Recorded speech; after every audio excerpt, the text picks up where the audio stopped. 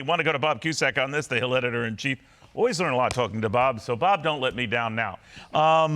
Always good having you. So let me get your take on this push to get rid of the guy. It's been going on a while.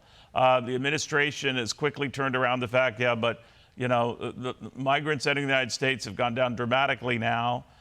Things are going our way. Nothing's going to happen to the guy. So where is this going? Well, I think where it's going is not impeachment. Only one cabinet member has ever been impeached. That was a little bit before my time. It was in the Grant administration.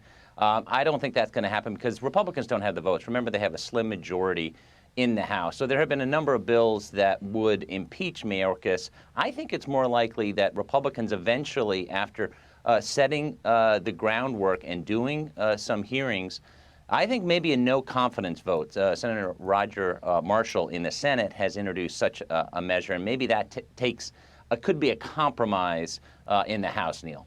Oftentimes you talk about it's very tough to impeach a cabinet member. Not so tough to force them to resign, though, especially when they become more trouble than they're worth for their boss, the president. I think of Burt Lands, who, got rid of, was Jimmy Carter's budget guy, who, with all of his financial and other issues, was forced to resign. Ray Donovan in the Reagan administration as labor secretary against charges that we later learned to find out were way overdone. He was exonerated on all accounts, famously said, "How do I get my good name back now?" But in other words, it's usually done that way. Now, in the Trump administration, there were many who came through what seemed a revolving door among cabinet officials who, had the president's favor at one moment and didn't the next, and they were gone. But it's hard to force them out as an outside player, right?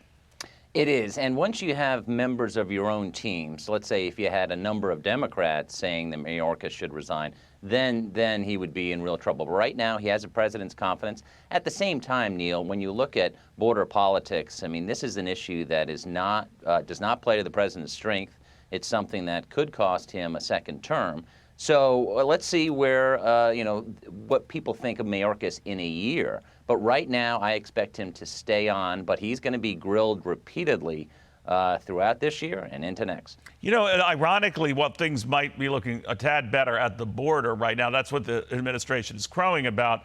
But the fact of the matter is it's coming into Americans' everyday lives, given the migrants who have made their way into New York and really stretched resources thin, where Eric Adams, the mayor, has been shipping a lot of these migrants to points north, even in cities that want nothing to do with them. But again, that's what has been seeing a big uptick, and that has actually brought it into more Americans' communities. What do you think?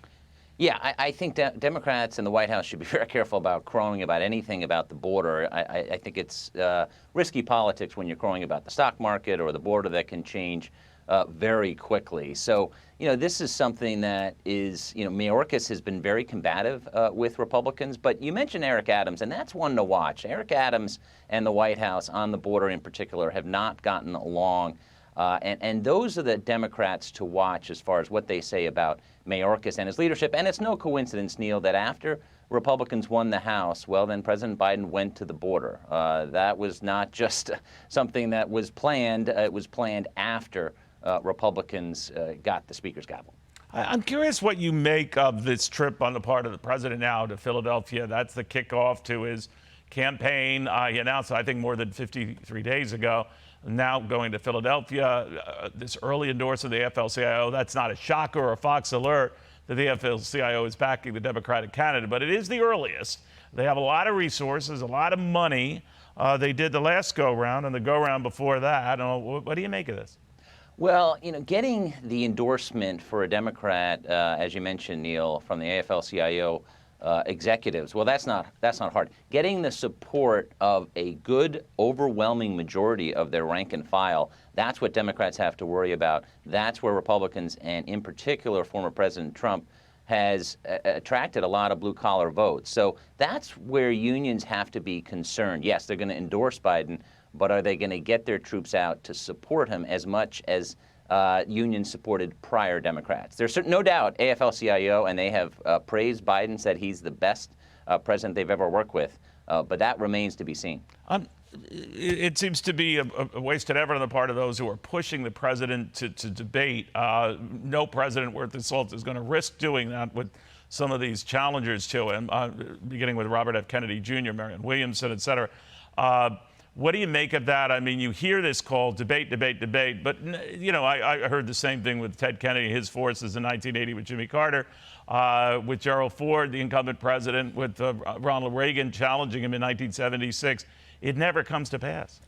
Yeah, I don't think President Biden is going to be debating RFK Jr. or Marianne Williamson. At the same time, Neil, there's this big debate in the Democratic Party of what state should go first. And of course, Biden wants South Carolina to go first. And there is a lot of speculation and a lot of people saying that if New Hampshire moves first and defies the Democratic Party, then Biden may not be on the ballot. That could be bad headlines for Biden. And also remember, New Hampshire is a swing state.